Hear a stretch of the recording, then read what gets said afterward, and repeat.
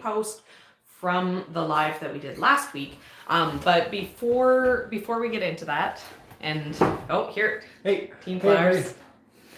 Maybe we have to play with this a little bit. There's water. I need to.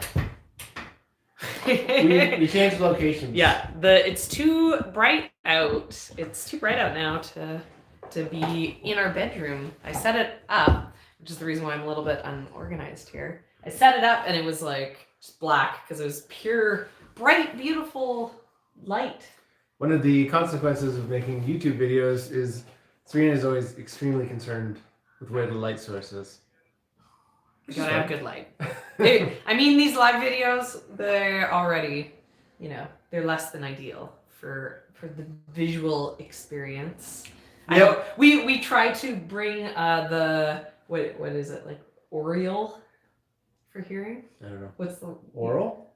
No, oral is OR, but Oral. like aerial, like what's the hearing? Anyways, we try to make it enjoyable to listen to, even if we can't make it great to look at. Do you have your phone? Yeah. Because we'll need the list. But yeah, see, I don't know how to say it though. Yeah. Yeah. That's just someone in the chat.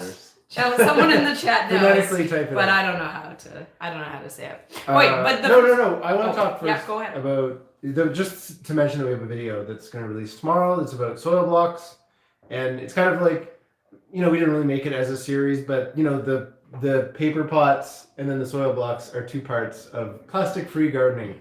So, just having a nice, quick, easy to watch video that goes through all the different, steps and problems that we run into with making soil blocks and how to get around them.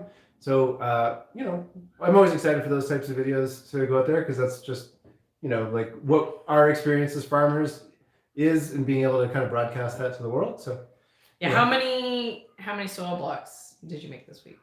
Oh, I don't know. Like 3,000? You'd know better. You'd know better than I. Lots. Yeah, lots of. Well, I guess we have 50 of the short ones. Ian probably made 3,000 soil blocks this week. Yeah. And we usually make 5,000 for the seedling sale. Yeah. So Ian can tell you how it's done. I'm a literal machine. Well, he's not. Okay, but the other thing I wanted to talk about before we got on to the questions is we got this in the mail, and I'm super excited to share it with you guys. This is Liz Zorab's book. She wrote a book, and I read it back in the winter, and it's really, really enjoyable. She sent me a copy. Serena even made the book. Yeah, I did a blurb for her. Here, this is my official takeaway from her book. In Grounded, Liz Zorab unfolds the history of her garden's creation, but also the deeper story of how we change the landscape and, in doing so, change ourselves. Filled with important lessons learned along the way, the reader can be gently educated about permaculture, frugal gardening, and intentional living. But more importantly, they will always be entertained by Liz's joy of growing and relatable worries. We've been following Liz for like as long as we've been making YouTube. She's probably one of the first YouTubers that we networked with. Yeah. Serena and Liz have kind of like, had messages going back and forth for a bunch of years. Yeah, we've watched her stuff. She's watched ours. Yeah. We did a collab with her. It came out this winter. We filmed it last summer, but I think it came out this winter. But yeah, so the backstory to our growing here, which is like when I originally networked with Liz, is we were just backyard growers, right? Like our goal was to grow the most in our urban yard, in our home garden type thing. And so one of the things that I really love about the story of Liz's is she's on a big space relative to someone in London who has this like tiny postage stamp. She's on 0.8 of an acre, but quite often you hear all these American stories where people have 10 acres, and they don't really do much with the space. Whereas, Liz, she's really making every square foot count. She's really doing a lot. And she also is really inspired by permaculture. We love permaculture. We don't do as much of it because it's not necessarily all the tips of permaculture aren't necessarily useful for commercial farming. Especially commercial farming in Kelowna. Yeah, specifically. Because we have no water. We have no water all summer, you know. But yeah, so, you know, I really love what she's doing with her yard. And the book itself, you know, I thought it was going to be more of like like gardening tips book, but it ended up being like the story of her garden. And even though I'd followed along with her journey and everything for, you know, all these years, there was all these things that I was like, oh, I forgot about that. Or like she had to deal with a sinkhole. There's like a whole section in here about a sinkhole. And I was just like, you know, cruel to say, but I was laughing at her misery. I was like, oh my god, but like so relatable, right? Like, because everything's like she's talking about like her fears about this sinkhole, you know, and it has a positive ending too. So, but yeah, I really enjoyed reading it. You know, I sat down, I read it in like, you know, a day and a half. It was an enjoyable read, but also lots of tips in it. I edited the video so that in the description there is like a link where to go to grab the book if you guys want to buy it. I don't know. I didn't double check before I pressed go live to see if it was still there because sometimes. But yes, there should be a link. But if not, Grounded by Liz Orab. I highly recommend it. And like it's, you know, it's not just like, you know, there's pictures. It's not one of those books where it's like just writing. You know, there's pictures to keep you going through it. So it's fun to look at as well as fun to read. So wanted to share that with you guys. But Ian, you gotta I gotta load up the questions. Gotta load up the questions. I saw one person when we first started there asking about the weather because they were in Ontario. Ian's parents live in Hamilton, and like the running joke, which so far is like 99% accurate, whatever your weather is over in like the GTA area, we have the complete opposite. So if it's like rainy, it's sunny for us.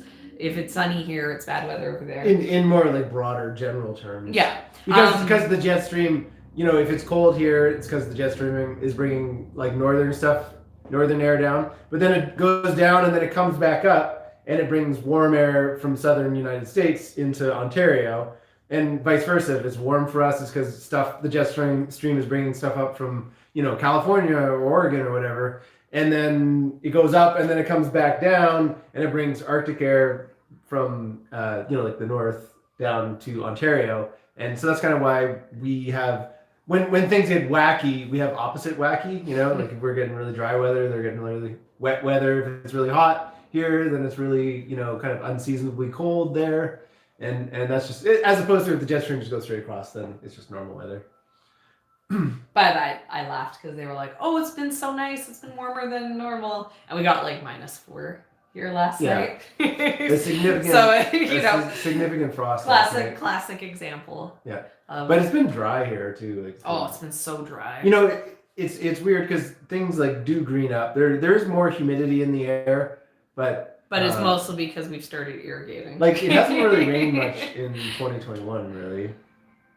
Yeah, I don't know. It was wet for a bit, but only because the ground was so frozen. Definitely since late winter, early spring, you know, not really much significant rainfall during the day or the night. One of the nice things about Kelowna too is a lot of the times we'll get our like moisture at night. So, you know, like every day is sunny and beautiful, and then it's just like sometimes it rains overnight. and that's when we get our moisture, but we haven't really even had that this year, so. June is the wettest month of the year. Yeah. That's when we get rain. And we gotta. Oh, you know what we should do? I don't know where we left off on this. Oh, let me do that. You do Team Flowers, Team Veggies. Yeah, Team Flowers versus Team Veggies. Excuse me. Here, let's go to the real post. Because I'm talking to myself. Serena's now surfing my phone looking for the questions. Ooh, geez. looking kind of rough for Team Flowers. Oh yeah, we got Team Veggies representing. Yeah, there we go. Oh, we're making. I don't know. Team Flowers. Team Tomatoes. Team Tomatoes. This one today, we're kind of trending at that 40 to 60% that we saw in the poll when we polled for it that one time. I keep meaning to do more community posts. We've been pretty busy. We're getting into the busy time. Yeah, for sure. But we had our employee start, so we're really excited about that because she's like crazy fast, right? So we're not maybe especially fast at doing tasks, right? I'd say that we have the motivation to keep going at things, and it's like, oh, we just put the kids to bed, and then Serena will go and she'll work outside for 3 hours, or I'll go work outside for 3 hours, and like we have that kind of resolve. But what our friend is, who's working for us, what she's like, she's very fast at doing tasks, right? And so we're excited because she's going to kind of whip us into shape for being more efficient with like the use of our time. And then I imagine we'll still we have so much work to do this next little while that it's crazy. So we just need to keep cracking that whip on ourselves and not really have too much time sitting down because what my general rule is. Yeah, every moment we're not working is moments we could be working. Yeah, if there's time to lean, there's time to clean, right? Oh, what a depressing thing that is. But it's so true because we have to just clean the house with all of our spare time, anyways, right? So it's like even if there's nothing to do on the farm, then just start cleaning the house because that's just gonna need to be done at some point, anyways, right? I think the plan for this year, because last year was kind of like every day, no matter what. Because it was just with us. But I think the plan is we're going to kind of aim for Mondays being our day off. Sundays kind of where it was like a half day last year. Because But Sundays were... That was like Ian's like sleeping day, and then I'd like sit out at But not really, because I still had to get up. Well, sleeping compared to farmer's market, I guess. I do some food prep on Sunday nights. But Sundays we were selling out in front of the house, so it felt lazy for me. I'd like catch up on my emails. Yeah. Like I'd get some. I'd get up and I'd set up the roadside stand. So it didn't really feel. I mean, we'd get the roadside stand set up at like noon. It was never set up. It was usually set up for about 11. But that takes... It takes like an hour to get set up. Least, yeah. And... but so the plan, I think, is we won't be open on Mondays, right? Well, we'll see how that goes. We'll see how it goes, and then Tuesday morning... Because the thing is... the food bank, right? Tuesday is the food bank, and our employee's going to work for us Tuesday, Wednesday, Thursday. Yeah. And so I think that the first thing we'll do every week when she gets here is work on putting together... Empty everything. Yeah. Take everything down to the food bank so that we're starting with a clean slate. Yeah. Yeah. And then start harvesting again for the new week. Like even like last year near the end of the season when things were crazy, we were just so burnt out that we couldn't even make it to the food bank every week, right? Yeah. So, they'd come do pickups, but we didn't want them to do a pickup if we just had like a bin. Right? Like in earlier in the season we had more. They're very close to us. Yeah. They're like in some of water. Sorry. Yeah, you have it. You put it on, I think. In some of the shots that we have, I don't have it. In like the recent video, I had like a shot where you can kind of see the lights coming up from like all the strip malls and stuff that are close to us. I'm not. Apparently the water glass I think has some cake icing on it, but they're just in those group of lights there. They're so close to us, and as the season went on, because they did pickups Tuesdays and Wednesdays, it'd be like sometimes it'd be like, oh, we weren't ready on Tuesday, so then it was like Wednesday that we were doing the pickup, and things just kept kind of shifting backwards as we started being lazier and lazier. And so to have it just set that, she shows up, we get the stuff ready for the food bank, we give them a call, We book them to pick up because he's already going around and he's picking up from restaurants and stuff like that. Like he's not making a trip. I don't know. He's not making a trip specifically for us. Quite often it's empty. Yeah, yeah, it could be. So, but he, because I'd see him I do drop offs all the time too, and I'd see him there, and he'd be like dropping something off from this place, and then he'd be going back out right away, right? Like he was there's a they need to get it into the fridge. The food bank, like this is kind of like a small little community on the side of Kelowna, but that food bank seems to be like a hub for a bunch of different stuff. Well, I think I've heard, I don't know. Yeah, they like make soups. But I heard that they have an industrial dehydration system connected to this food bank, and they actually process and dehydrate a lot of vegetables, from local farms to then make a dried soup mix that they're connected with like the UN for distributing like around the world or something. Yeah. But I don't know that. Good. I know that's like I've heard there's that a basis story, in reality on that, but it might not be our food bank. It might just be there's one in the Okanagan. But it does seem like that there's a hub. It's like a really beautiful newer building. Yeah, it's very nice. That's our community is a newer community. Do you know 10 years, 15 years since incorporation? I don't know. It's our community isn't very old, so there's a lot of things that need to get built, but that means that some of the things that have been built, like the local food bank, are newer. Yeah. Okay. So what else? So update on the flower CSA for anyone who's watched the. That CSA video so we have we're trying to sell a flower CSA and very limited spots. Yeah, we have 5 slots. It's more of just let's dip our toe in the water than let's commit to a big source. Well, so the bouquets, they're going to be $30 bouquets, so that's like me arranging $150 worth of flowers. Which is doable, but it's gonna take a couple hours. Yeah. Right. So I didn't want to take on more than I could reasonably commit to, and then so the CSA it's gonna run July to September, and it's gonna be every second week. So if we start getting demand for it, we can open up a second set of 5 to be alternate weeks, right? So then every week I have it, but I only have 5 a week. Yeah. And we had a bunch of people actually contact us. Well, we have one person who's like in town. In town. Yeah. Okay. Yeah, that's a good point because we should maybe chat about this with everyone.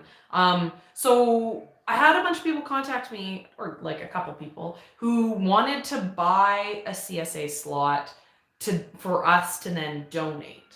And the issue is, for something like that, we don't really have someone to partner with who'd want to then come pick it up, and we don't have the time to be able to, go and physically deliver it into like a charity situation. It's like people were suggesting maybe they would buy a CSA for a retirement community, and then to give to like a retirement home. Medical, facility or something. Or they were like anyone in need. Mm-hmm. But a few people were like, oh yeah, I'd buy some. I'd love to support you. And so I've been kind of just riffing on this. I hadn't even told Ian this yet because we've been too busy. This is the thing that you walked away that I was trying to tell you. This is coming across the tape right now. Well, yeah. Well, no, I'm just riffing. I'm seeing if you guys are interested in this. But so I was thinking maybe we could organize something, we don't have time to go driving deliveries around every week, but I could organize a day or a couple days in the summer, once in August, once in July type thing, where we could do a bouquet drive. If you guys wanted to support us by buying a bouquet, we could have a day in July where we could find someone to partner with. If you guys wanted to, everyone who's nowhere near us, who wanted to buy a bouquet from us to support us, you could buy the bouquet, and then we'd already have it arranged that we'd have someone to, like a retirement home. I don't know. I think that sounds like it's going to be hard to find the right person to partner with. Well, I was thinking maybe the place where my grandpa used to be. Yeah. Right? But we'd have to pre-organize it. Because that's the one thing. We couldn't just go randomly drop off a bouquet at a retirement home. Like this. It would be something we'd have to contact them, see if that's something that can be done. You can't donate flowers to the hospital or something like that because of allergies and things like that. So we'd have to do some research, and we'd have to have it pre-organized. What we already do is we bring the bouquets down to the food bank on occasion. And the stuff that doesn't dry, it's pretty fun we bring to do down to the food bank. Because nobody brings flowers to the food bank, or at least nobody had done so really at that food bank before. From the reactions that I was getting, Yeah, Ian just brought them down once. He was like, I don't know if you guys want this or if and then give it out. The feedback that I got from it was that everybody really liked them. So that's what I would like to do with I guess. Try to sell them, and then if not, then they go to the food bank is what I would rather do. Yeah, but we're gonna do that no matter what. Yeah. But it would be it would be something that we'd have to pre-organize because I'd have to plant for it. Yeah. Right? I'd plant something that would be once it came into bloom, then we do. You know what? Ultimately, I don't like about this idea is that it requires organization. I know. It requires extra effort, and I'm I like ideas that remove effort. No, but it's because they're more realistic to be able to pull off in our current life situation. I understand that, but we're not doing this for us. We're doing this because people have said they want a way to do this. So I don't know if this is something that you guys like the idea of. That's something we could potentially look into. Or this year might not.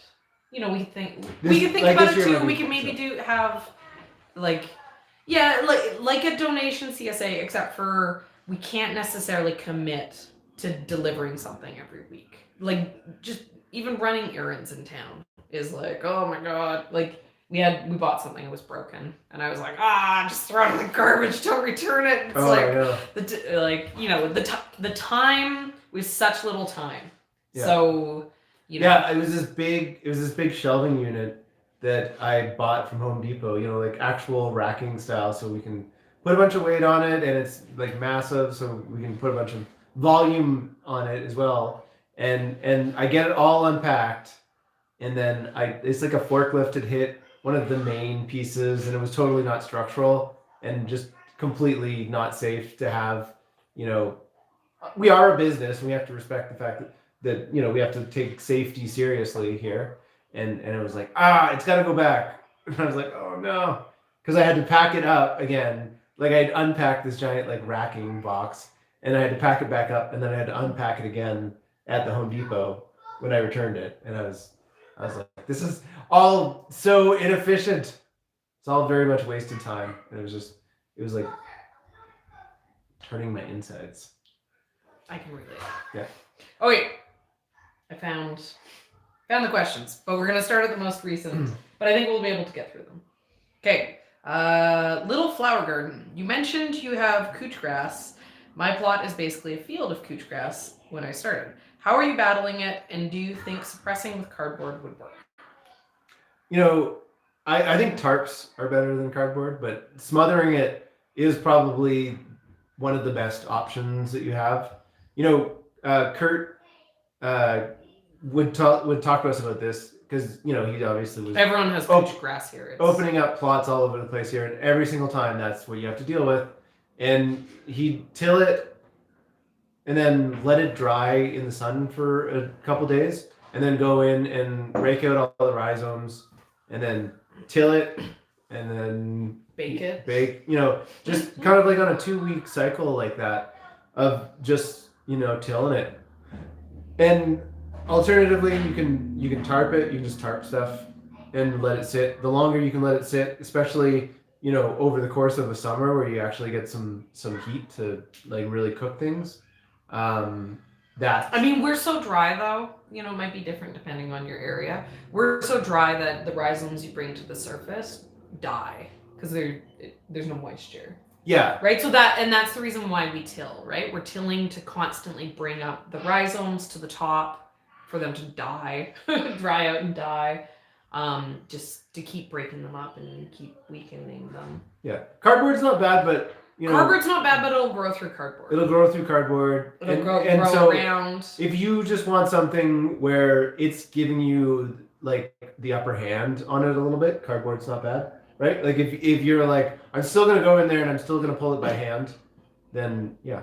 But we pull so much, like that farm bed is like 12,000 square feet or something like that. And at one point in time or another, we've all been down on our knees pulling out rhizomes and cursing at the grass. I mean, like every time I walk a row, I grab some out. Yeah. So anybody at home, like if I had a home garden, it would be so weed free now.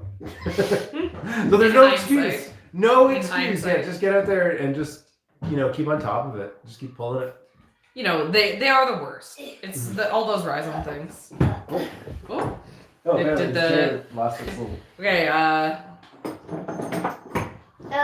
That's super old. Yeah, that's super old. Okay, someone's saying they need help with celosia and amaranth. They're not being super successful with both. What is the right stage to transplant? Pinch or not to pinch? Okay, so stage to transplant. Amaranth and celosia can be very sensitive if they get root bound at all. So yeah, you can mess it up if you're not transplanting them out quickly. So now is the time when I start the seedlings. Like this week, my job this week is I need to start all the seedlings for the flower farm. And so that'll be like my celosia, my amaranth, my zinnias, my cosmos, all those, and I start them in 72 trays, and then I grow them out for 3 weeks, and then I plant them out. So that's like my timing.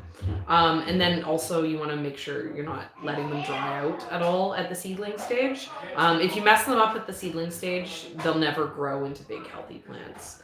And then for pinching, so last year I normally pinch the amaranth and the celosia. Last year I had some issues with my amaranth transplants. A bunch of them got eaten or something, I can't remember. And so I planted a bunch of the holes in the plastic direct seeded with amaranth, and I overseeded, and I don't know what they're doing down there. Craziness. Yeah, so the holes, I overseeded them. There ended up being, I had like 12 amaranths growing out of this like tiny little hole. And it was some of my favorite amaranth that I've ever grown. They ended up, because one of the issues with the amaranth is the stalk. It can be like really fat and thick, and then it's hard to use in a bouquet. And they can get these like massive, huge plumes, like size of your arm and your hand, which also, fun in the garden, but hard to use in a bouquet. Better to have something smaller, easier to work with. And so these overseeded amaranths that I had, direct seeded, they ended up being like skinny stalks, more usable flower plumes. And so I really liked them. And so I'm going to overseed again. The plan this year actually for the amaranth is I'm going to direct seed. I'm going to do like a batch or two as seedlings, but I'm mostly just going to take the seeder. I'm going to run it up in lines. I have a huge section that I'm going to plant. I have about 1,000 square feet that I'm going to plant with amaranths. And then hopefully they'll all be overseeded. They'll all be these skinnier stalks. And then we'll have lots to use in bouquets. And then also I can sell it as just amaranth bunches, and I can dry it and sell just amaranth bunches dried. Okay, but back, my celosia has started showing teeny tiny blooms when they're 3 to 4 inch saplings. Is this normal? No. Sounds like your seedlings are either like you didn't plant them out in time, they're root bound, or maybe they dried out. That's probably you've messed up something with the seedling. And then how long from seed to harvest? Okay, so I don't know is the answer off the top of my head, but the place that I go to find out, the DTM, days to maturity, for flowers, days to maturity is day to flower, like to being able to cut a bloom. And the spot that I go to get that information is Johnny's Seeds. Go to the specific flower that you're looking at, and they have that information. They have tons and tons of really good information. It's one of the few places that I've found that consistently has it. And Johnny Seeds also, they have like anything you're gonna grow, unless you're like, a specialty flower farmer. Anything you're growing, they are selling, so they'll have those numbers for you. It's a really, really excellent resource. I'm pulling my phone out, opening up Johnny Seeds all the time out in the field for the info they have on their website. Here's one for Ian. Why are our YouTube comments turned off? Oh, funny you should ask that. YouTube disabled our comments probably 2 years ago now. Yeah, maybe even over 2 years ago. If you really want to deep dive into the YouTube drama, it was the adpocalypse of 2019. And basically people were being gross in comments. It's not our fault. It's your fault, viewers. It's not their fault. not your guys' fault. You guys are all great. We love you. But it's, people say horrible things in YouTube comments. So they did a bunch of channels. They took their comments off. Ours was one of them. There was probably tens of thousands of channels or something. Oh, yeah, more, like hundreds of thousands. And then everything kind of blew over. Because there used to be comments on kids' channels, and that's why kids' channels know. There was pedophiles who were talking gross pedophile talk all over YouTube, using YouTube as the dark web. And then YouTube's like, well, we can't stop them, so we just have to turn off comments anytime there's children. And we never saw anything because YouTube has blocks, it auto blocks tons and tons of stuff. Some of the words that people have to put in to their don't let people say this. Lots of women have to block the word face. Think about that. You can just how vague you have to be to stop the grossness. But yeah, so we never saw it, but maybe some pedophile was making comments on our channel, and that's why it got turned off. We did cloth diaper videos. A bunch of our early content was about, it's kind of zero wasty cloth diaper content, and so some of that stuff, had maybe kids just in a diaper, right? That type of stuff. So after everything kind of blew over a little bit, the media moved on to their next thing. Then YouTube stopped taking the comments off of channels, but all the channels that had their comments removed, the comments have never been turned back on. And they basically said, because I've talked to them, we have a little tech support, little window that we can, ask them questions and they'll get back to us. And they basically said, not happening. You're not getting your comments back. Doesn't matter what you do, or you can try all these things if you want, but none of it's gonna work. They didn't say that, but read between the lines. That's basically. I mean, they didn't use those words, but that's essentially what they said. So I mean, every now and then, I'm sure I'll still do it again in the future as the channel grows to see if we can get our comments turned back on. But as of the last time that I spoke to them, which was last fall, I went after them. I went and tried to. We usually do it about every 6 months. Yeah. But yeah, they're not coming back. And if anything, there will be no comments on YouTube before we ever get comments back, right? I don't think. Well, who knows? Maybe they fixed the problem. Maybe people are gonna stop making death threats. That'll be the apocalypse 2022. Yeah. YouTube, someone's like, oh, this person got too many death threats. Then YouTube's like, yeah. We get 800 zillion of those on our platform every day. Being putting your life out there on the internet, sometimes it feels like you're putting your face up to a fire hose and turning it on. And it's super cool, right? It's super cool to be able to communicate all around the world and just push this message out that we feel really strongly about. But there's a lot that comes back at you through the internet, And you have to have pretty thick skin, Serena and I both, are very confident in who we are and, what we're doing with our life. We don't really, like criticism. Yeah, what's someone gonna say? It's a stupid idea to start a farm. Yeah. We'd be like, yeah. We'd be like, yeah, I know we say that all the time. That's Really? why. Somebody like, oh, you're doing it wrong. We're like, yeah. I know we're doing it wrong. That was the joke. That was the joke. The joke was that we did it wrong. Yeah. No, we missed the comments. We really loved having the comments. Yeah. And that's that's part of the reason why we do the live videos.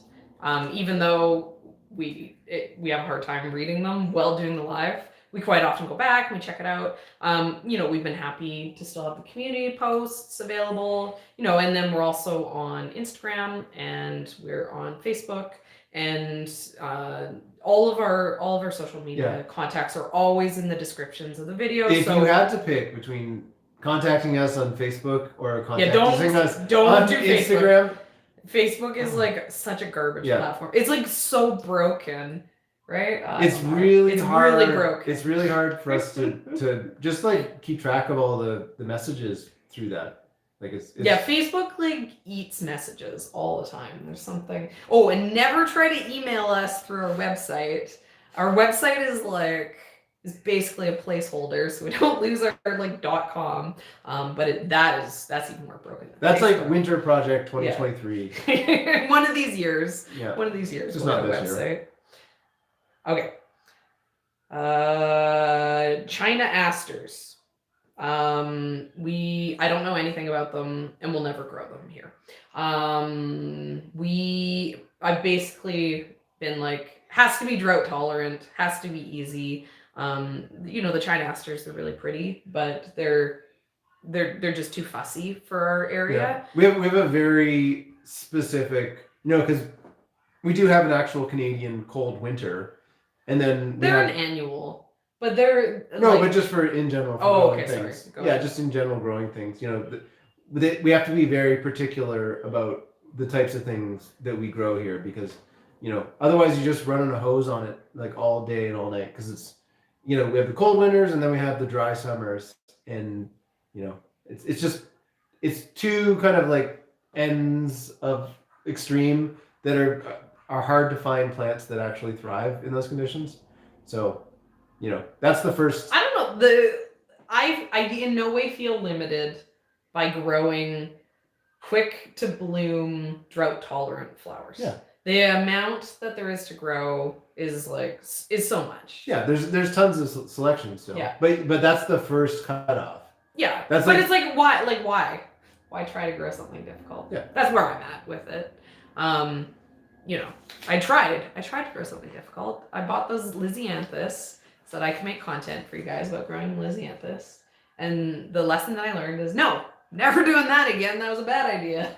You guys are all bad influences, making me think I should buy these hard to grow things. Okay. Do you find worms in your soil? Yeah. I'm assuming this is maybe because we talked about how dry it is, or maybe because of the tilling or something, or our soil's full of worms. Yeah. There's worms like crazy. Maybe it's cold winters. I don't know where the worms go in the winter. Just deep? Down? Yeah. Yeah. I don't know worms, but we got them. Yeah, there's lots of earthworms. Not and they're never an issue. They don't eat anything. No. Yeah. It never rains, so we mostly only see them if we dig stuff up. Yeah. Okay. Is this... is this one of the questions? Someone's get a Patreon? We do have one. I just never finished setting it up. Well, no, we don't have a Patreon because YouTube has their own Patreon system. And then we're like, maybe it's the memberships thing. Yeah. I think we were maybe we should do a Patreon because we had people ask. No, because I did start setting one up. Yeah, and then YouTube is you're now eligible for memberships. And we're like, well, that's easier. Yeah. Which is the, Okay, so what is memberships? Because people don't know what that is, so explain that. It's for people who want to support the channel monetarily. You can become a member. There's a couple different, like tier levels, but essentially we do a live stream that's just for members. That's like a private live stream once a month, and so then you get access to that, and then like all the cool emojis and stuff. And yeah, I love the emojis. I think there's probably another, because I get to make emojis depending on how many people join the club, and then we all get to use the emojis, and I have way too much fun making them. Yeah, the emojis are really difficult to. They're so hard to make because they're like so tiny. How many pixels do you get? Like 50. Yeah, you don't get very many pixels. So like it's really hard. And then they have to look good on black and on white. Mm-hmm. It's really hard to. I know the flower one for team flowers because I recognize the flower, but I can't see the team. Yeah. And same with like the veggies because it says like team. And the backstory. I like the backstory because I think that's hilarious. Yeah. But even it's hard to read. It's kind of hard to see. The best one is the Ian feeling cute might delete later. That one's the best one. Yeah.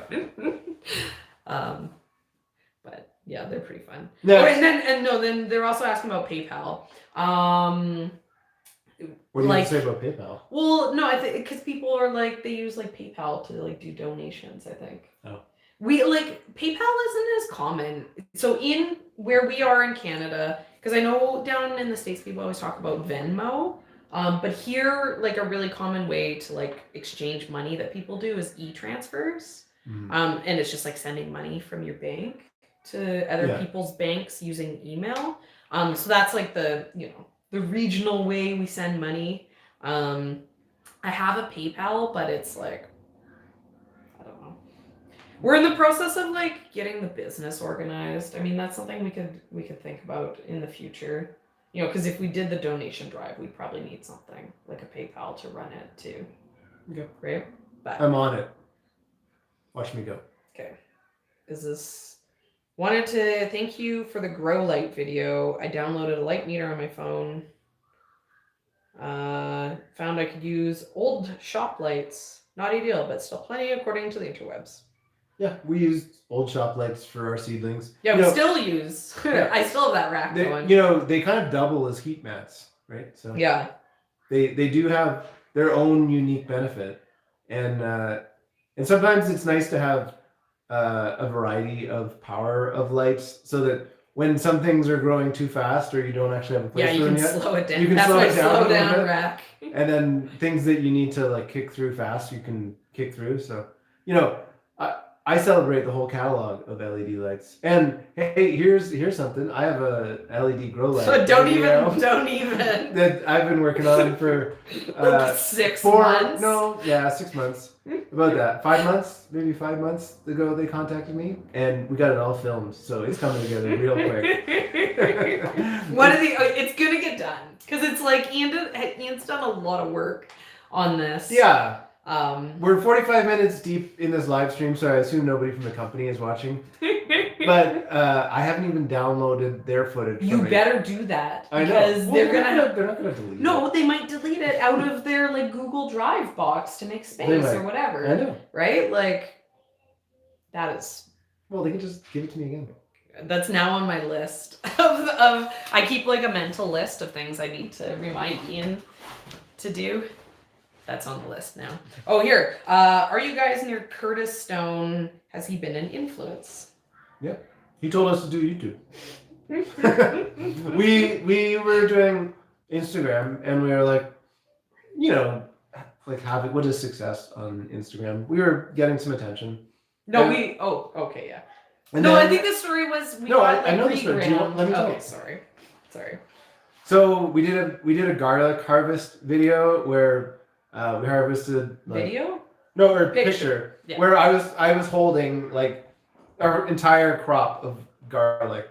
And it was a good picture. It did well, and then it got regrammed by some farm in California. And then Kurt saw it on his Instagram and he's like, "What's Ian doing Yeah, why are you in this farm in California? And then he looked and he was like, "Oh, you guys are doing something." He called me up and he's like, "You guys need to do YouTube." Oh, I just Because like we knew Kurt from before he started farming. He was like in the friends group and stuff. And then all the time that Kurt was building up his farm, not all the time of it, but like lots of the time, him and I would go play squash. We were like squash buddies. We go for bike rides and stuff like that. So squash the sport, not the vegetable. yeah, the racket sport. Okay, so the person who asked, that was like their PS question. They're asking, how do you predict or plan for your harvest? I have trouble knowing how much seeds to sow and to know when they will be ready to bring to market. Is this just experience or meticulous planning? But it's kind of funny that they were then like, do you know Kurt? Because so how I plant everything on the farm is Kurt wrote a book. What's it, like The Market Farmer or something? I can't remember. The Urban Farmer. That's it. But in Kurt's book, he literally has like like a page, like a reference page where he's like, I use this James cedar roller and I plant this many rows at this density, and and then it takes this many days till harvest. That was literally we use that because he grows in Kelowna and we grow in Kelowna, so it's like cheat code for us. Yeah.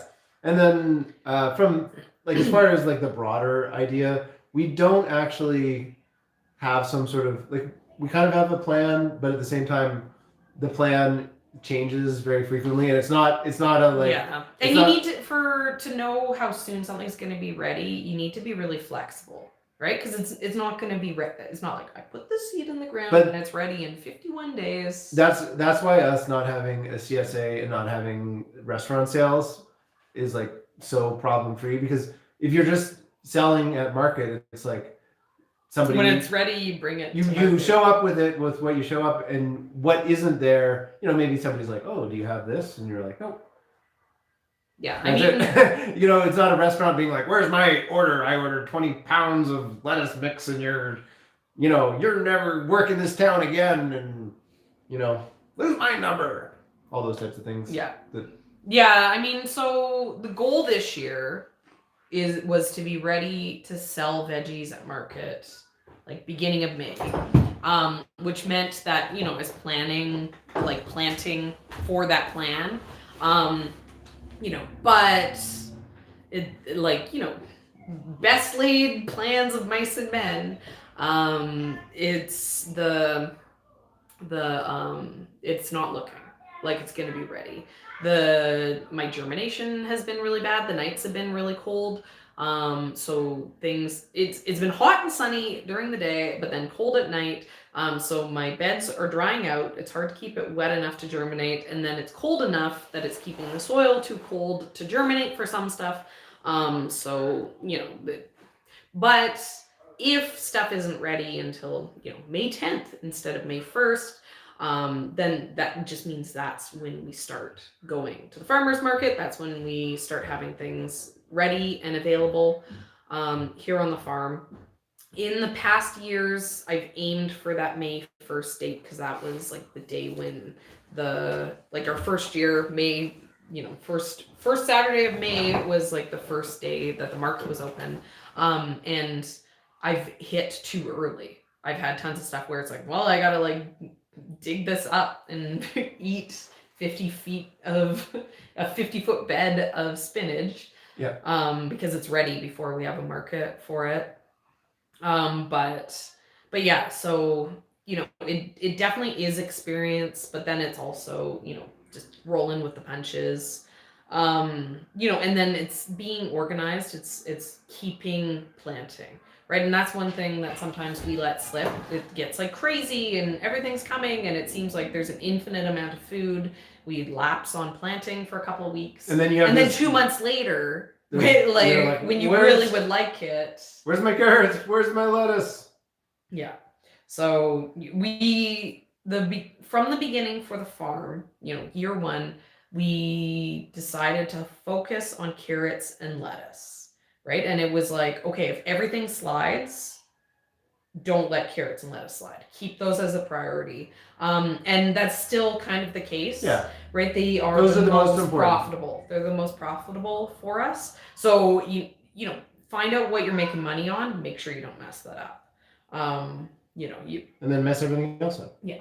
You know, like herbs is a good example. Like herbs kind of like, you know, we plant them, we have them, but they kind of are like, man, whatever. We give up on them when it gets too busy because we make no money on herbs. Yeah.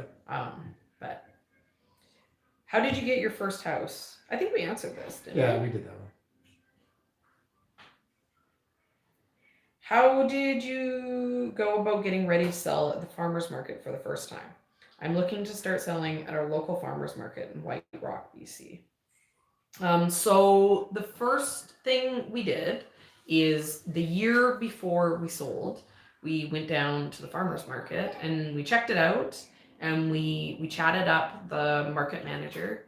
You know, like you ask people at the market, be like, oh, who's the market manager? The market manager's always there. Or at least there's like someone who's like running the market.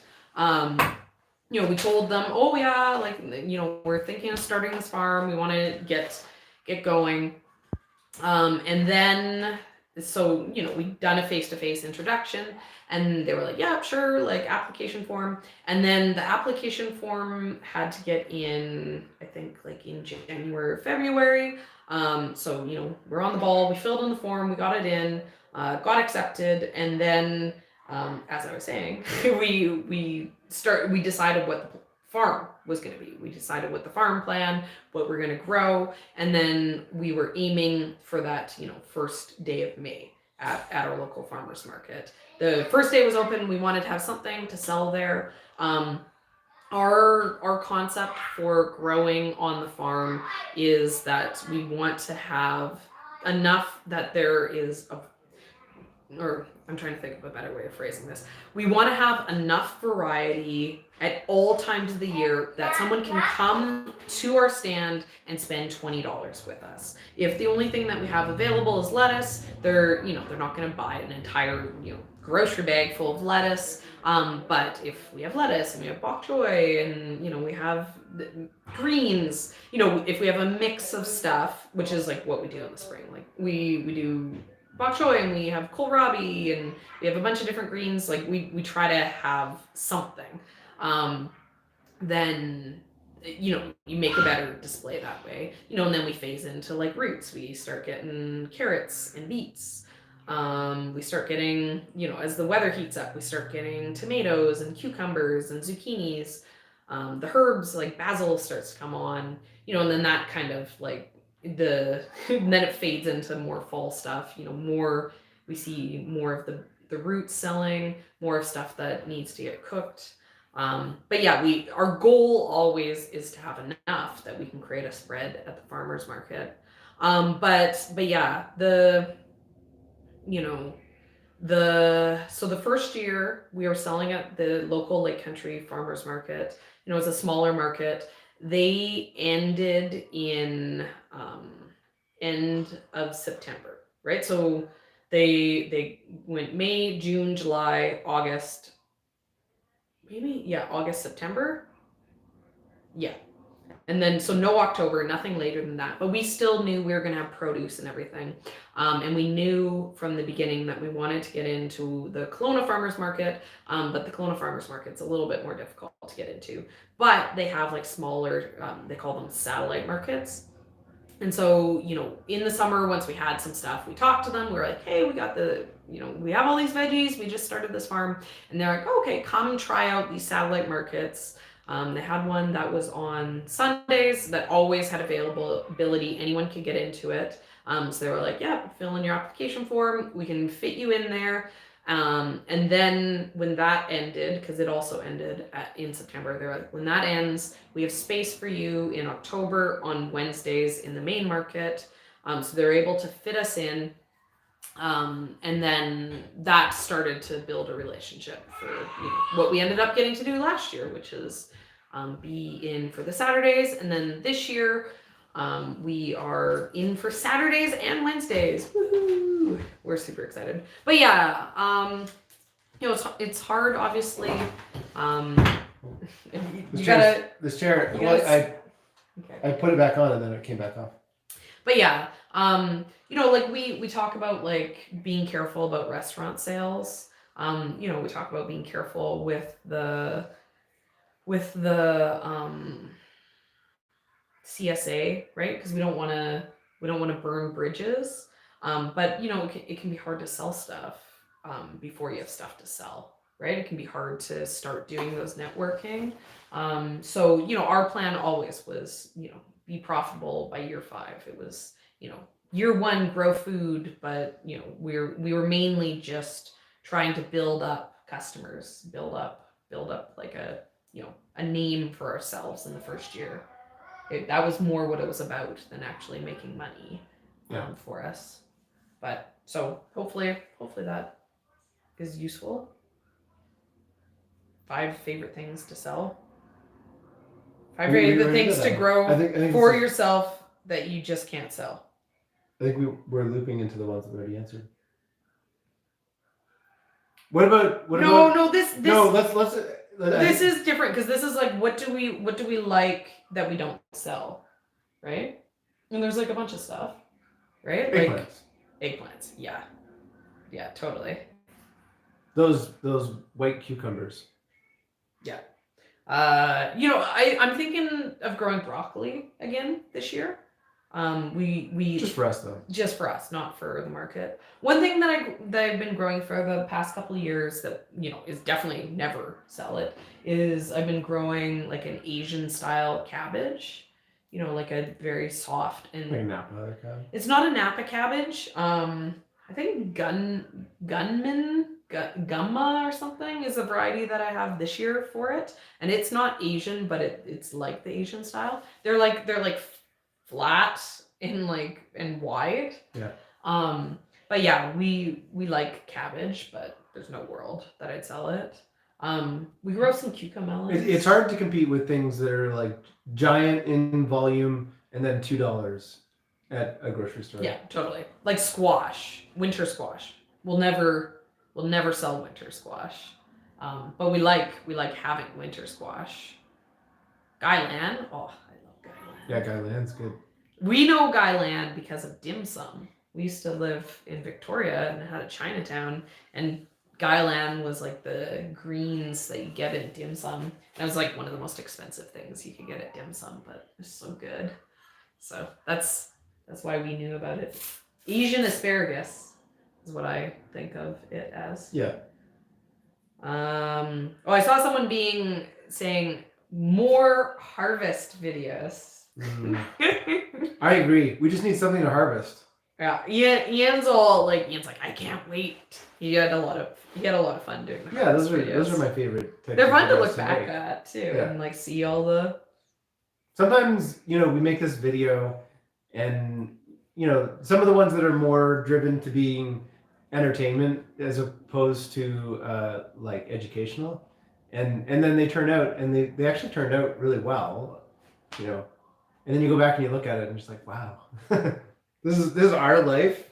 It's funny to see it, you know, in video form sometimes, even after the fact. And then making a video is like it's very much in your mind. Meta. Well, no, very meta. No, not meta. It's very much in your mind when you're making it, right? You're like, oh yeah, you have like, you're focused on it. You're like for hours and hours and hours. You're watching, you know, you watch the entire video through. And then you start again, and you go through it again, and you just keep watching it and tweaking it, and by the end, it's just like ingrained in your brain, and it has to be interesting the 6th time you watch it for it to pass the, you know, it's cut enough test, and then it gets released, and then you never watch it again for a little while. And then you go back and you watch it, and but then it's like you're discovering it for the first time. You forgot all about it. It got erased because then the next video came in and took all that same brain power,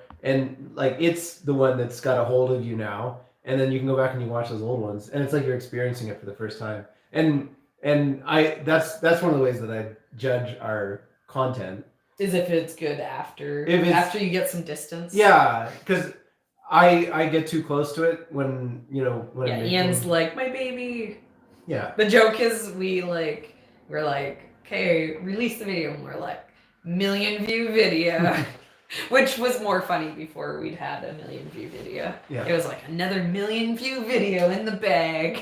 We also have a celebratory high five whenever we complete a video, because every video is a struggle. Yeah, there's no like even easy videos yeah. are like, it just feels like a temporary reprieve when you make a easy video. Yeah, Ian scheduled this video that's coming out for tomorrow for like Monday, and I'm like, don't do it, make it Tuesday. Don't give us do it another Monday. day. Give us another day. Monday implies that we'll have another video done by the end of the week.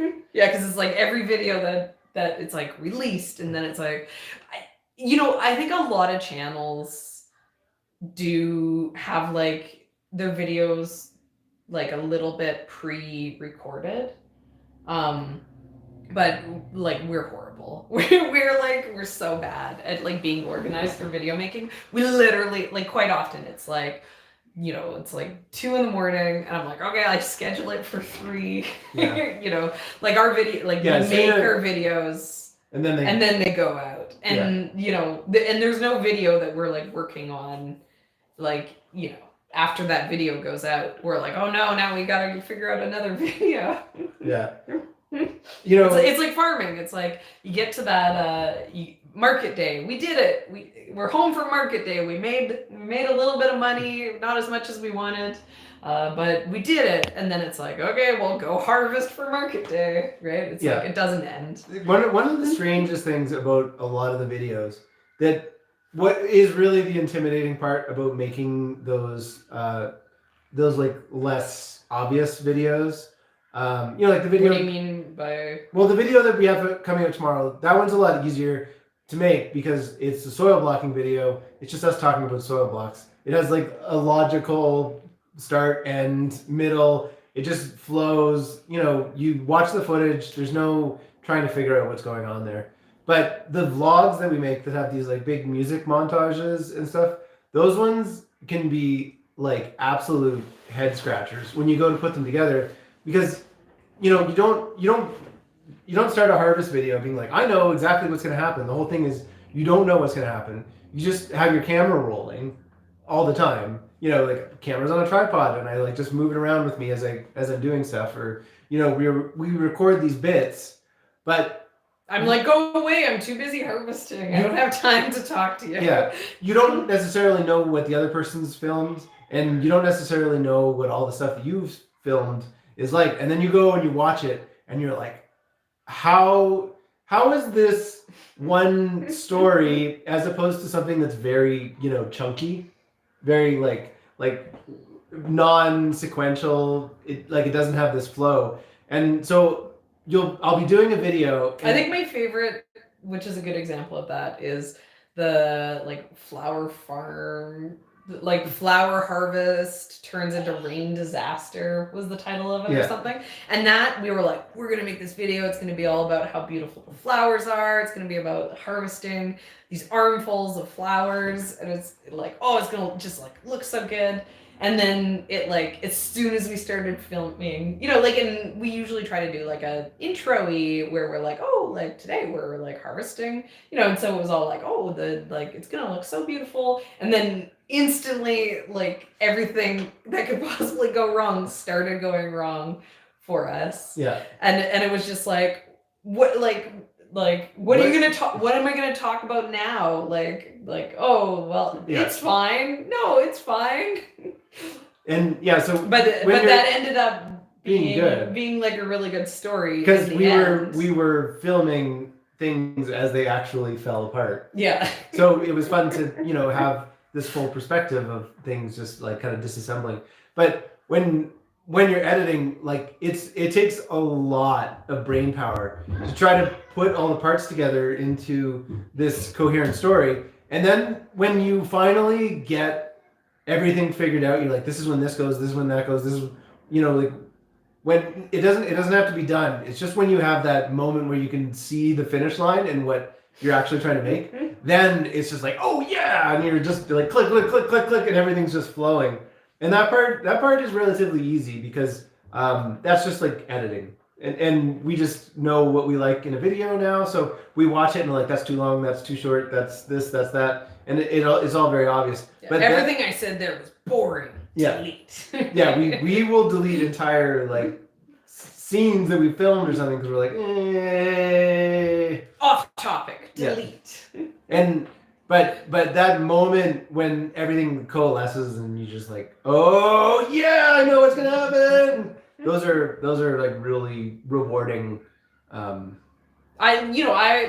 definitely don't do that. My skill set is that like I can like be like, okay, we're gonna film a video where I explain what's happening, and then I can just say what's happening because I know what's happening. Yeah. Whereas Ian will be like, I'll be like, okay, Ian, what's happening? He's like, I don't know. What do you mean what's happening? And I'm like, okay, turn the camera around. I will explain what's happening. But like if I try to, I mean, you guys have, if you've been to these live videos before, you know I am not an excellent storyteller. And I definitely bring that skill set to my video editing. Okay, more questions. Are you ready? What crops do you start with row cover but remove? Like squash, cucumbers. Which ones do you leave the row cover on for its entire life? So what we don't really put any sort of, because I think they're talking about like tunnels. Yeah, right. Like low tunnels. Low tunnels, and we don't do any low tunnels earlier in the season, because most of the stuff, you know, we're not aiming for as early as possible. Yeah. You know, in the future we might, when we're aiming for as early as possible. As it is now, we're kind of aiming to hit that May so that we have seedlings and crops. Like we'd rather have everything come at once than have everything come as quickly as possible, because then we'd have a lot of bok choy to sell and no one to sell it to. But so early in the season, the stuff that needs to get covered is getting planted into our high tunnels. So it's getting planted, like the tomatoes and the cucumbers and the zucchinis and the basil. The low all tunnels planted we would be into using the high tunnels, like insect netting. Yeah. And for then, like if we did radishes, we have which we're gonna do.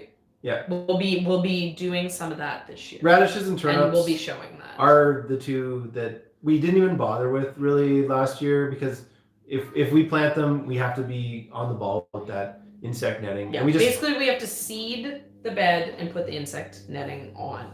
We know that we're not, last year we knew that we were not capable at all of being on the ball. So we just avoided it.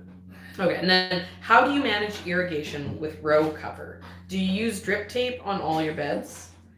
So in the high tunnels, so in one of them, do we have, or did I just bump a sprinkler through? I think I have to go get some bedtime. Okay, and then I'm gonna try to get through these questions. Thanks for joining us tonight. I'm going to head out and initiate kids' bedtime. So. Yeah. No, that's what you get for creeping in here. Oh, hey, Ian, before you go, can you move this chair over? I can't roll it because it's... Watch this. Oh, okay. Yeah, that also works. That is easier. Okay. Sorry, guys. Okay. So irrigation with tunnels. So because we have the high tunnel, we either, some of them... Oh, Ian, can you close the door? Because of... yeah, so in the high tunnels, one of them we had drip set up, right? So it was always getting run on drip. And then the other one, the plan was always to set up irrigation in it, and we never did. And we actually just bumped a sprinkler. It was like a sprinkler that we ran through there, you know, watering it like twice a week type thing. So the low tunnels, we do use the low tunnels in the fall so we'll plant, you know, Swiss chard is the good example.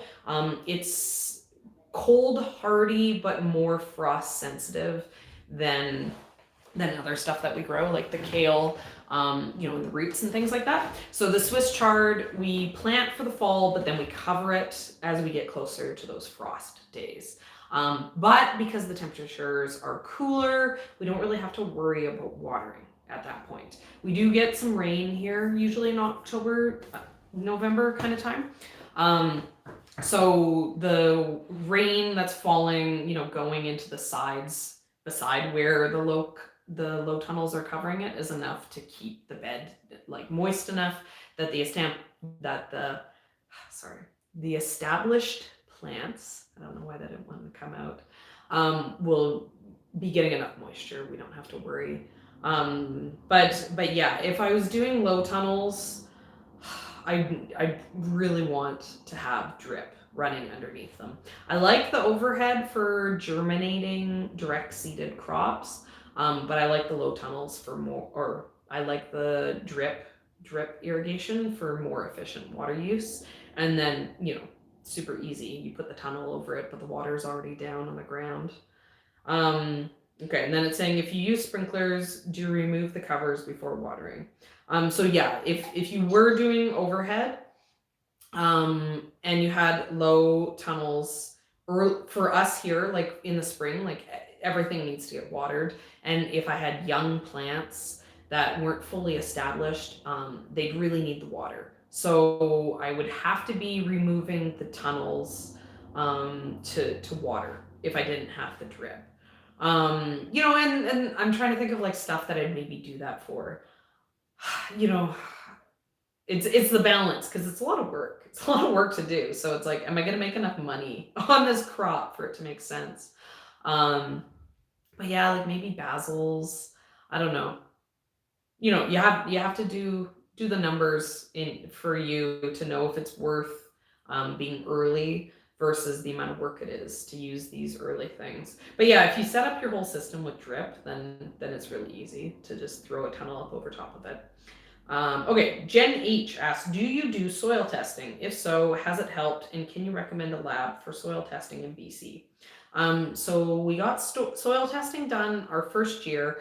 We went, because I was like, ooh, soil testing BC. And there was like no good options that came up.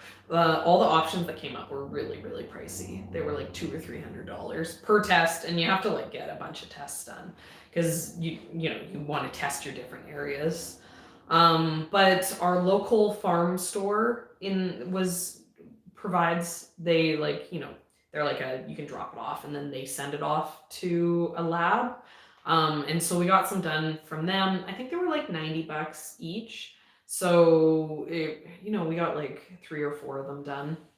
And it was good. That's how we found out that our boron is like non-existent here, which, helped us understand a lot of the issues that we had with beets. And it also reassured me. I was nervous about what it was, brand new farm. So yeah, definitely money well spent. We didn't get soil testing done last year just because we ran out, like we weren't organized enough. And I haven't done soil testing yet, but I do need to get soil testing done. One of the things, my brain isn't working today. If you use lots of compost, you can start to have issues with having too much organic matter in your garden.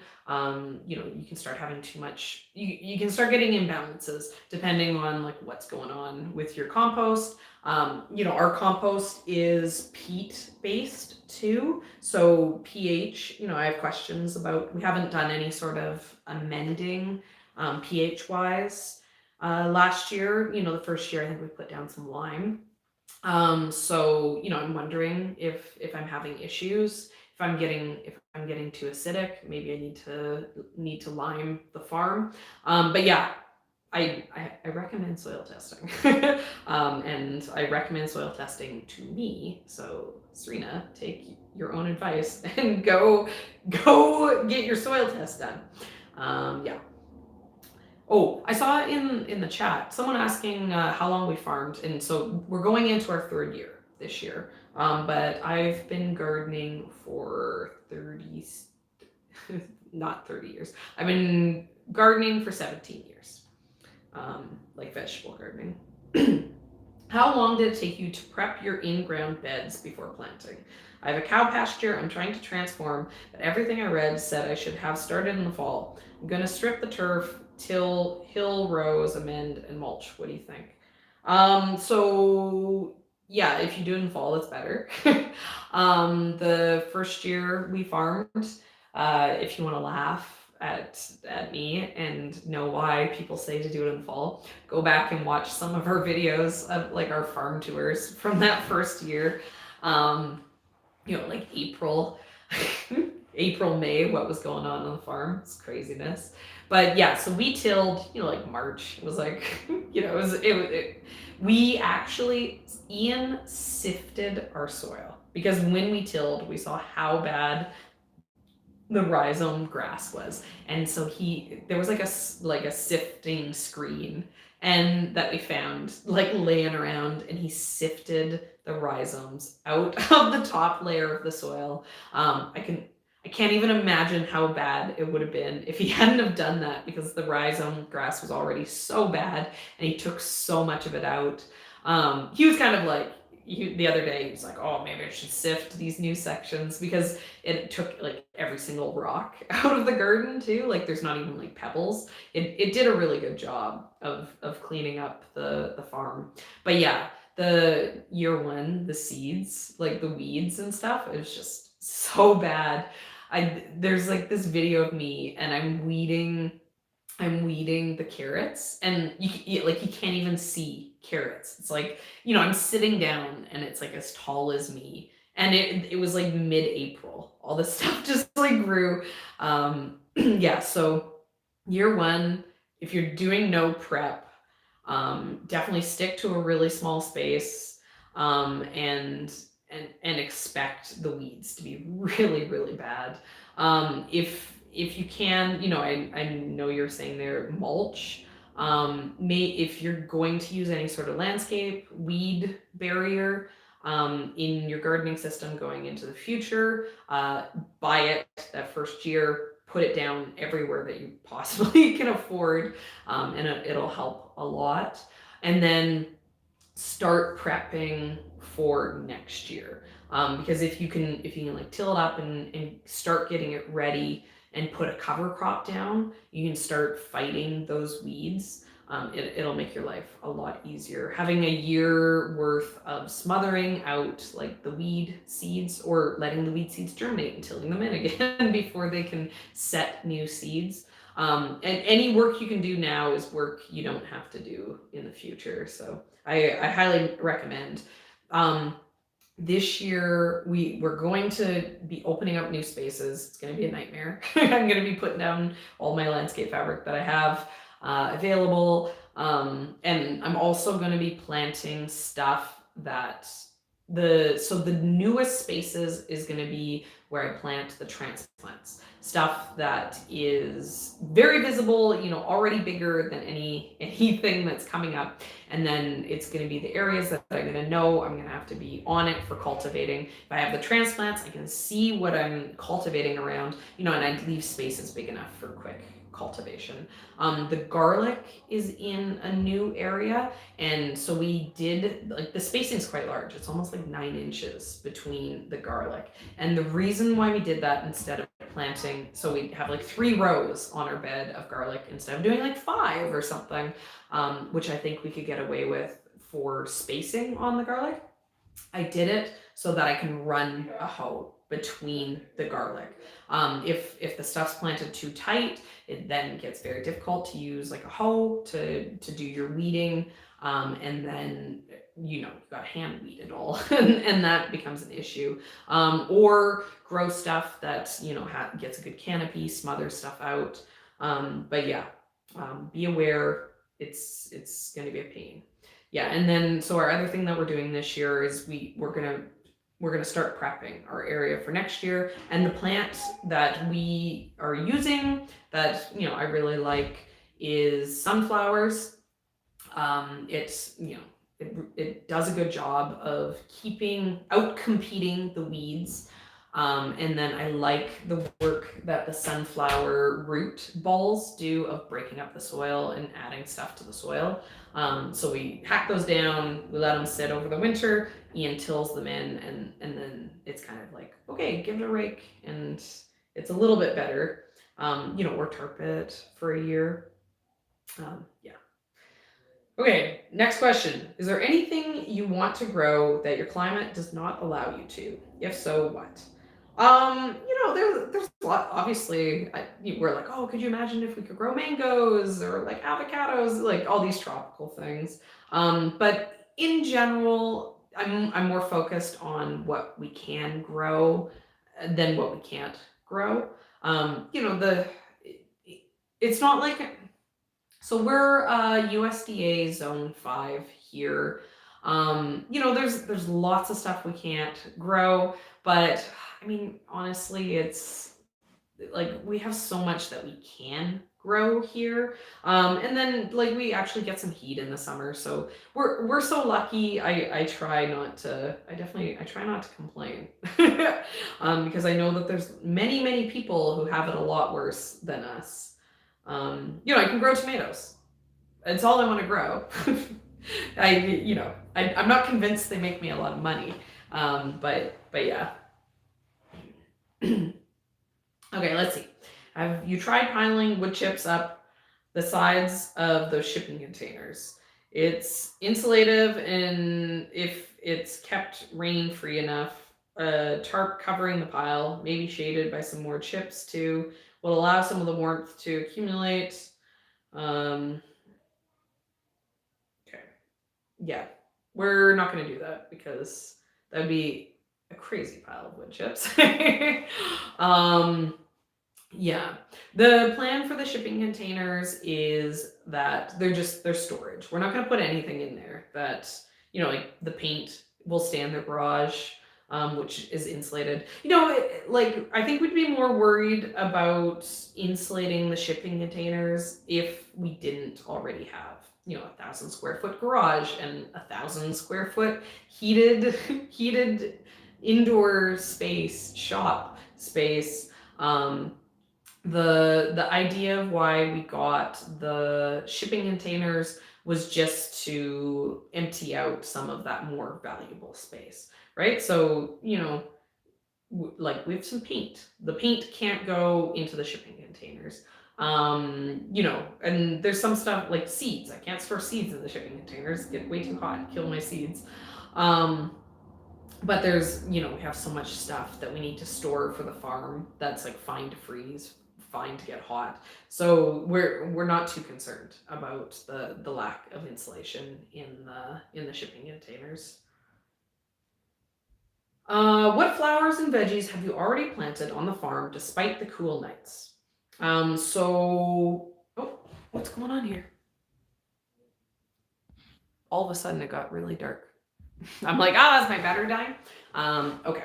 So what have I planted? So I planted carrots and beets. And what's the date? What day are we? We're like mid-April, April 10th. So I planted those like a month ago. They're driving me crazy. I checked today. They're finally seeing something for the beets. But yeah, I was really hoping that those would germinate a long time ago. But the good thing, we're so dry here, we don't have to worry about seeds rotting in the ground. So I planted them, and then they just germinate whenever they can possibly germinate.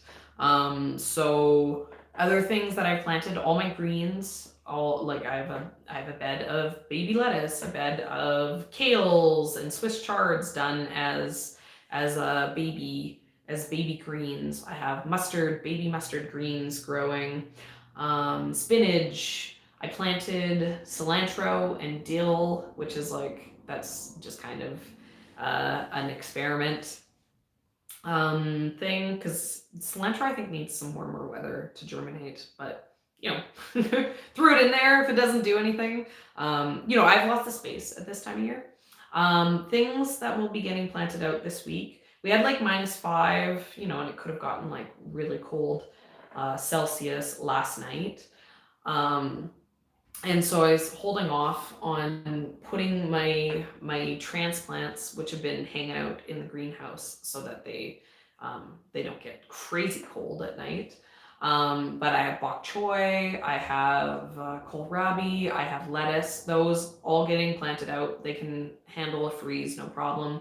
I'm planting out ranunculus. Flowers, I have snapdragons, I have rudbeckia, I have bachelor buttons. I have what was the other one I planted? I have Sweet William that I planted in the fall. I have I can't remember. There's another flower that I planted a bunch of. Larkspur. That's it. Larkspur likes to germinate in cooler weather. There's tons and tons of stuff that you can put into the ground. Okay. For new small vegetable farmers, do you have any advice in what kind of business license you should obtain, or any advice for the legality side, taxes, vendor license, etc.? We love your channel. Okay, so if it's a business, it's all going to be relative to where you are. Business licenses, things like that. I would say be cautious about selling at, like how we do our roadside stand. We are zoned to be able to do that because we're a farm. But the selling from the home is quite often, there's lots of rules around that. Insurance, you want to have insurance. You want to make sure that you're covered. And taxes. Yeah, like keep records of all of your income, all of that kind of stuff.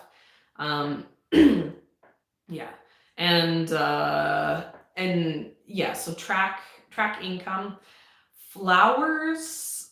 So where we are here, food doesn't have taxes on it, but flowers do. So definitely you got to do all your research.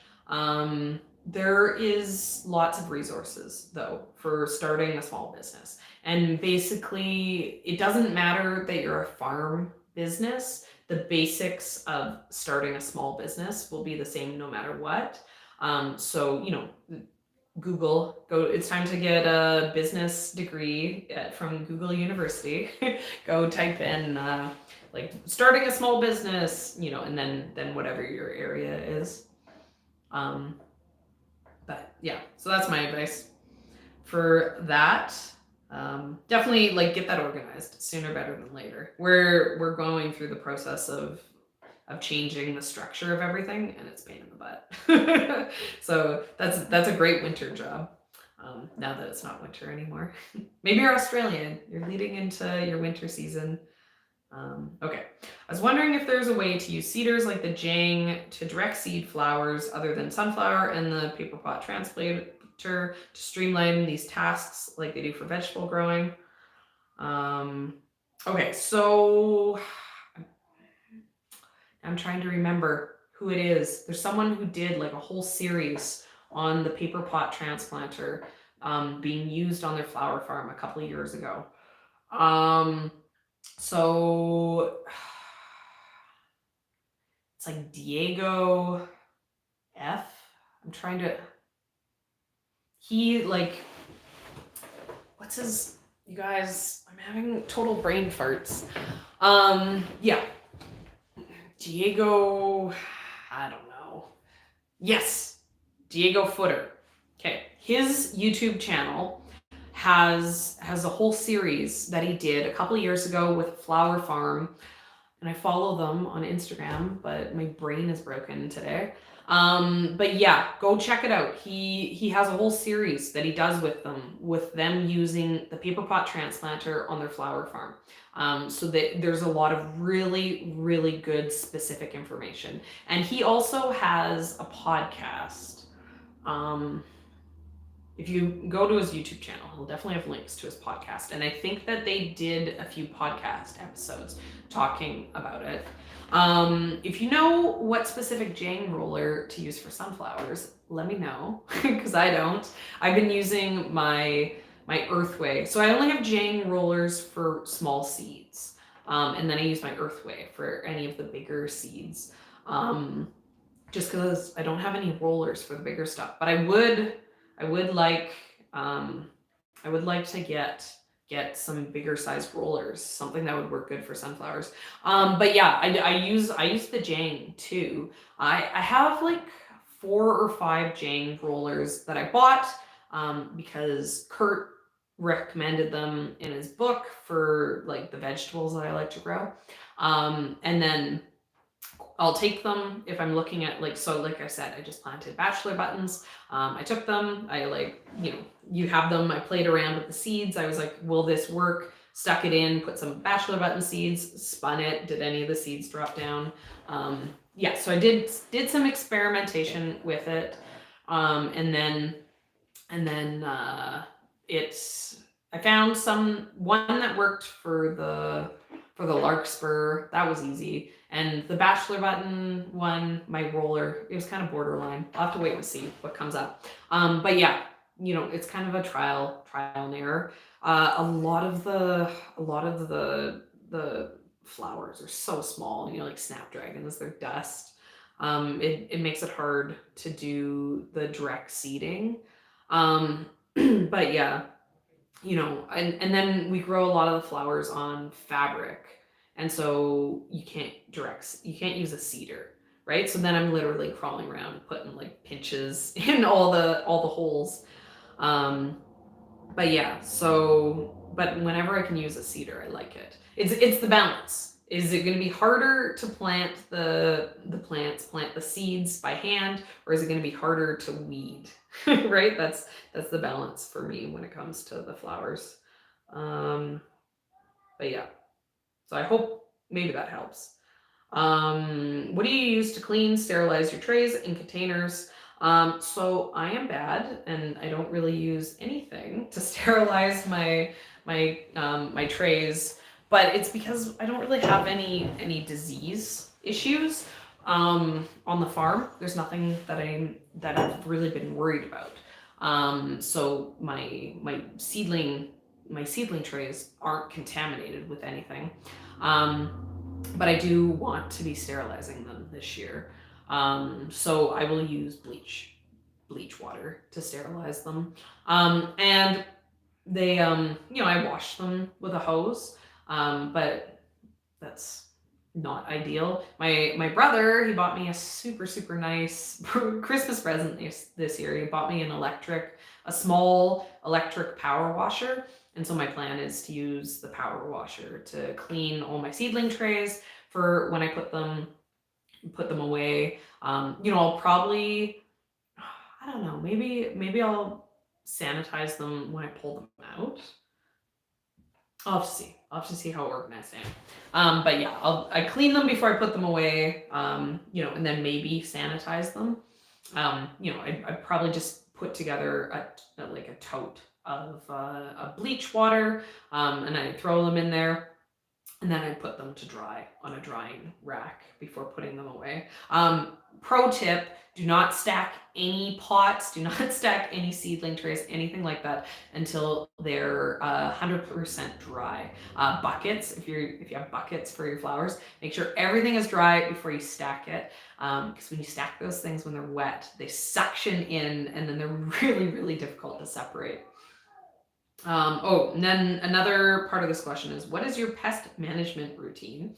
And we made a video about this last year. It's I think it's like how we deal with pests on the farm. And we really don't do very much. Basically we let the stuff that is a balance. We'll use varieties that are better adapted to our growing conditions so that the plants are therefore stronger and more resilient against pests. A good example of this in kale is red Russian kale, full of aphids. I grow Darkabor kale here, and it can go through the summer without getting infested with aphids. It can handle the heat that we get. It's happy, and therefore the aphids don't come and attack it. Yeah, zinnias, I think I do 6 inches for zinnias. I'm just distracted by that. But I don't have humidity, so I don't have to deal with the mildew issues. Larger spacing is a good way to deal pest management routine. Better spacing if you have larger spacing, if you have more pest issues. You know, we can get away with a lot of tighter spacing here because of lack of pests and lack of humidity, which brings down like fungal issues. But yeah, there's some stuff, you know, we'll just not grow stuff that gets buggy. Or this year we're going to be doing a lot of the insect netting. So, you know, I don't have a ton of experience with it. Stay tuned. Stay tuned for how that works. Question about dahlias. Is it possible to take a stem cutting and not plant the original tuber? If so, how would you then safeguard the tuber for future use? Okay, so if you take a cutting and you root the cutting and you grow out that as your dahlia, instead of planting the tuber and growing the plant from the tuber, you are then saving tubers from the cutting. So a sweet potato. This probably helps. You know, the sweet potatoes, they grow the little, you know, the leaves. You pluck those off, you plant those in the ground, they grow a sweet potato. And then you save the sweet potato over the winter, and then the next year it grows up the leaf, I don't know. I can't remember the name of those. They have slips. That's it. They grow the slips, you plant the slips, you get more sweet potatoes. So lots of people who professionally grow dahlias, that's what they do.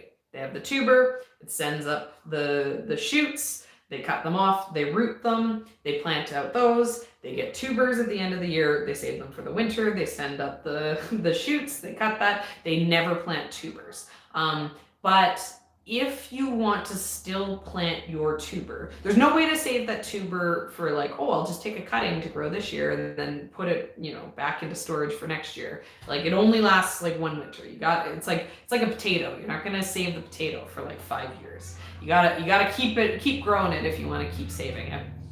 But if you wanted to take cuttings and use the tuber, see how many eyes it's sending up. You could maybe cut off, like, you know, if it's sending up 6 eyes, cut off 3 of them, root those. Now you have 3 extra plants, but you still plant out your tuber with the 3 and it grows a big healthy plant. So then you can get a little bit of extra. Or another thing that you can do is you don't actually need to do the cuttings off of the tuber. You can take a cutting off of the dahlia at any time, root it.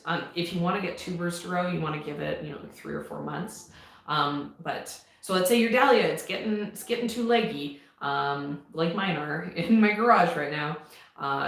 Cut it, like, you know, tip it, get the tip long enough, take the leaves off, root that, you know, and then a month from now, once it's rooted, plant it out, you get some extra. So yeah, you can bulk up the amount of dahlia tuber production that way, if that's what you're going after. Or you can be like me and just buy them every year because you can't keep anything alive. Okay, watering schedule for larger soil blocks.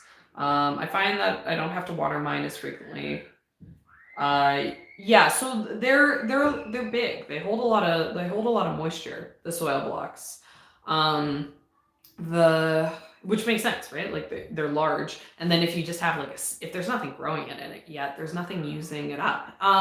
But the amount that you need to water something, it's always going to be relative to the temperature, right? So if it's in cool conditions, it's going to need less water. Hotter conditions, it needs more water. More water usage needs less water. You know, every single bit of dirt's filled up with roots. The plant has grown like crazy, needs more water. I find the soil blocks are easy because you can see when it needs water because they dry out and then the color changes. But for me right now, they're inside. I've had to water them. Probably say I'm watering them at this point because I want to keep them nice and damp for germination, maybe every 3 days. But I also am not over watering them. I'm being very careful about the amount of water because of the fact that they're inside. So I don't want water puddling on my concrete floor and cracking my floor. But yeah, when I get them outside, I water them every day, and then by the time it's May and I'm like selling them for the seedling sale, because it's like crazy hot here in May, it's like 30 degrees.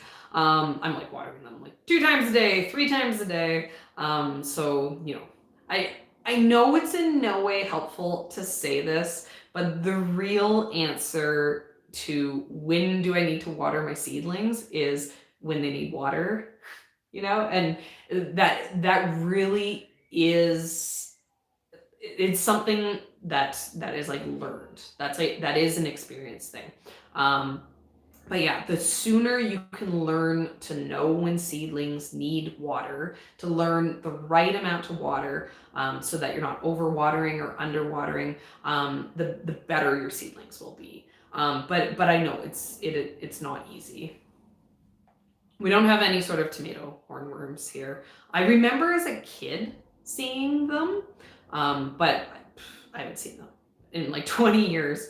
But yeah, I remember like they weren't super common, but it was like, whoa, look at these crazy things. You know, it was like childhood memory. But yeah, no, I haven't seen one in the Okanagan in my adult life. Okay, someone's talking about getting algae, like that same person about watering, they're getting algae on them. Increase the airflow would be my advice on that. In our outbuilding, we have a ceiling fan in the main room. It's always running. I turn it off in the fall, but it's always running to keep air moving in there. And then, but like a fan, any sort of thing that you can get for airflow will help with like fungus and things like that. But yeah, algae, you know, try to let it dry out a bit. But yeah, it's a hard one, right? Increase the temperature maybe. I don't know. We don't struggle with it too much because of our low humidity here. Growing peanuts in our area. Have we grown peanuts? I've heard you can here, but the person Holly Jasinski is asking, and they're saying they're in the Pacific Northwest, northern Idaho. Yeah, I don't know if I'd call that the Pacific Northwest. Depends on how temperate you are. You need heat for peanuts. So I've heard in the Okanagan we can grow peanuts because we get heat in the summer. But try it, right? Like worst case scenario, you don't.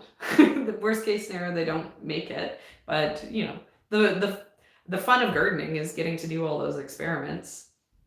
Can you grow a giant pumpkin for the kids? No. Too much work. I'm almost through the questions. Will you flick the light there for me? I got like the glow of Ian's cell phone. That like the glow of Ian's cell phone is still infinitely brighter than that light. Yeah, no, pumpkins are a pain to grow here. They take up so much space and they need a lot of water, and they don't, you know, like I grow the mini pumpkins because they're easy to grow. I grow those for my kids. I plant them like one plant, they get a mini pumpkin. But yeah, I mean, honestly, like, you know, there's lots of like really fun pumpkin growing challenges that people do on YouTube. But yeah, pumpkins, you know, they're like peanuts. They like the heat, and they like a long season. I know if I like really fussed, I could maybe get something big, but hey, I don't got time for that, guys. Come on. What kind of fertilizers or amendments are you guys using this year, and how does it differ from previous years? It doesn't differ because we're still using the same bag, and the fertilizer I use is the no-name one that the farm store is like, this is our organic fertilizer. I have no idea what it is. There's like nothing on the bag. I was like, is this like a 444? What is this?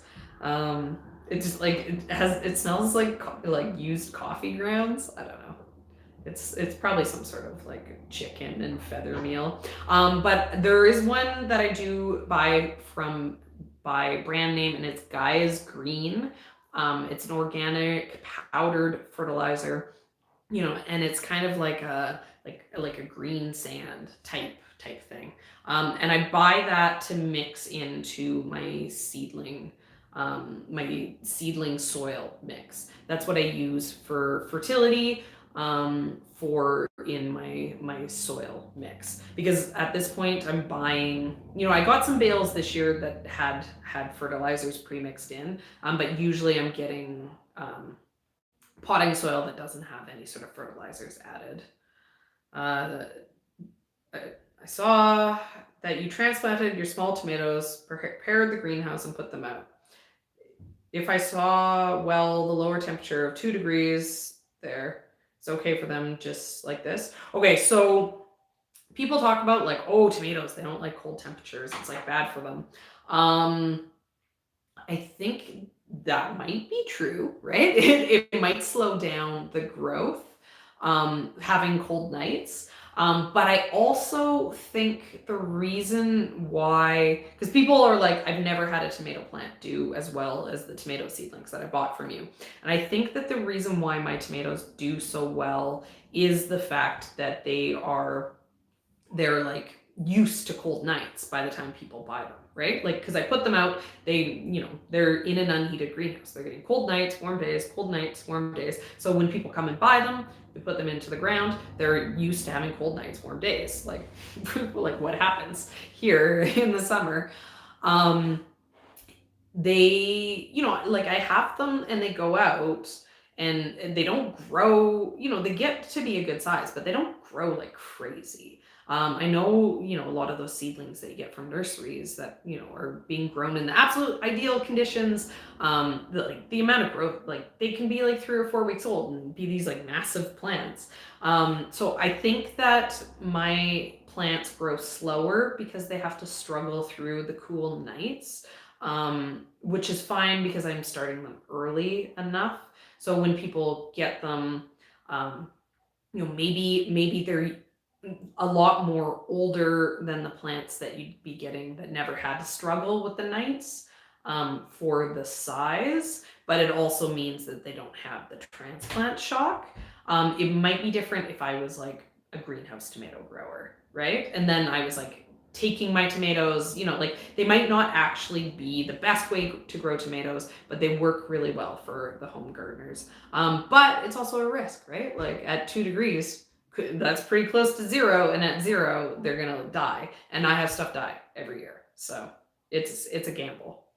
Okay, interested in how you lay out seedling sale. Is each pot labeled with coffee stir, or do you group together with larger label for the whole group? Every one of the tomato, anything that's like in its pot has the coffee stick.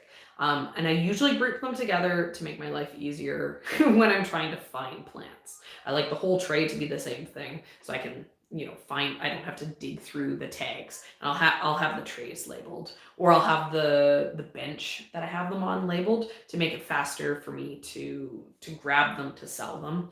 The soil blocks aren't labeled. The tray is labeled for the soil blocks. And then what I normally do is if I'm selling it on cardboard, I'll have like a Jiffy with me and I write on the cardboard like what it is when people buy them. Last year I was taking a picture of, because like I know almost everything that I grow, right? Like I can be like, that's this, that's this, that's this.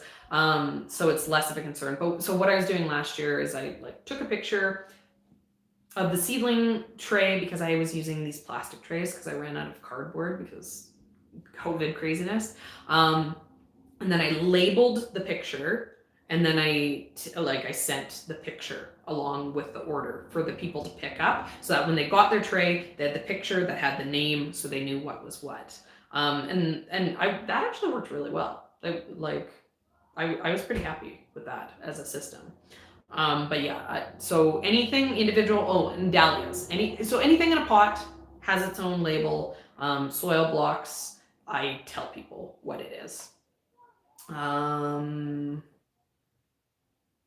do you harden off? Almost like, so the soil blocks, they grow outside. I put a tunnel over them to keep them warmer for nights, but they're, so they grow completely exposed for their whole life, which makes them good and happy and ready. And then the tomatoes, I start to move them out, and if by May they're outside, they're in their trays but they're outside. The dahlias, you know, like last year, the Dahlias, they stayed in the tunnel, but they sold out super fast. You know, stuff isn't 100% hard. We also opened the tunnel. You know, it's more of a concern, probably wind, than the sun by the time like they're going into people's gardens. So if we open up the sides of the tunnel, they're getting exposed to the wind, so they're already used to that. But yeah, basically, you know, we expose them to sun, we expose them to cold, we expose them to wind, and then they're good to go into the ground. What equipment do you wish you'd known about when you first started? Well, so there's lots of stuff that we know about that we don't currently own. And it's because we wanted to make sure that we were buying what we needed instead of just going out and buying everything. So, you know, like this year we bought a quick cut greens harvester, and so we're going to give that an experiment. But in past years we didn't do any baby greens, so we didn't need it. So yeah, you know, we're cautious about bringing tools on that we don't know that we need. You know, we want the operation to be as simple as possible. Okay. Tractor, do we want, oh, there we go. That's the last one. Tractor. Do we want a small tractor? We've been getting this nonstop after everyone watched Ian hump compost all over the farm. So we don't want a tractor because a tractor has a really large turning radius. And if we had to deal with the large turning radius of the tractor, we would lose so much of the space of our farm. Our property is 2.5 acres, which is, you know, plenty of space when we're using it efficiently. But there's probably only about 1 acre of usable land. And if we had to put like turning, you know, if we had to put driveways all the way around everything, that very quickly is going to use up that acre. And then also because it is honestly such a small space, the only thing we'd need a tractor for is to dump compost, you know, and that's like I know Ian humped a lot of compost. He moved like, you know, 25 yards of compost, which is a lot of compost. But it's also, it's not that much compost. You know, he did it in like 5 days. You know, and like, it wasn't like he's like, oh, and now he can't work ever again. He broke his back. Ian's strong enough that he can do that. You know, I know this is the last one. Yeah. So we're not going to get a tractor, but we would potentially like, you know, it would be nice to have something with a bucket. And it also, man, you guys, if you think moving compost for 5 days is a lot of work, you don't even want to know how bad the seedling sale is. But yeah, we'd also like the ability to move pallets going forward. You know, if we have a farm store and we're like buying, you know, if we're buying full pallets of fruit to sell in the farm store, we're going to need something that like a forklift lifter, you know, receiving larger orders onto the farm. We need to be able to unload a truck. So we might like in the future look into getting a bobcat. Then we could have a bucket for moving compost down the farm. And then we could also put forklift forks on it. Okay. And that is all the questions. But yeah, I have to run because Ian gave me the cutoff. He gave me the 15 minutes ago, so I'm in trouble now.